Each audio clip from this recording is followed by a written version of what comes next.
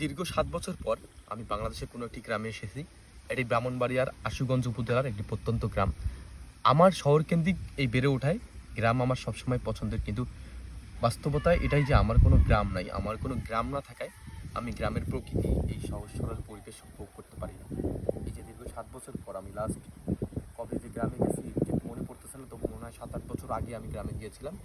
সেটিও অনেক পুরনো। গ্রামের প্রকৃতি, নির্মল বাতাস, গ্রামের হাওয়া, মাটির গন্ধ আমাকে আবেগপ্রীত করে, এটা আমাকে মাটির কাছে নিয়ে যায়।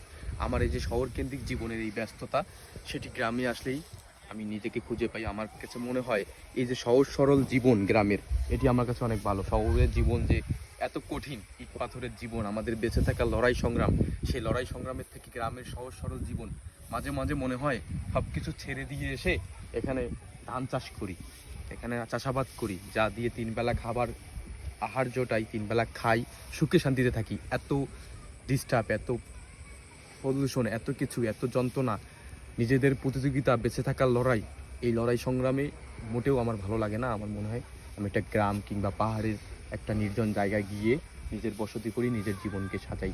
এই যে আমাদের কঠিন জীবন, শহরকেন্দ্রিক কঠিন জীবন আমাদেরকে শুধু কঠিন বাস্তবতা শিখেছে, আমাদেরকে কখনো হাসি মুখে রাখতে পারেনি। আমাদের এই যে বেঁচে থাকার লড়াইয়ের প্রতিযোগিতা দিন দিন আমাদেরকে মানুষ থেকে অমানুষে রূপান্তর করেছে। যা আজকের এই যে গ্রাম প্রকৃতি, এখানে আসলে আপনি দেখবেন প্রতিটা মানুষ সুখে আছে।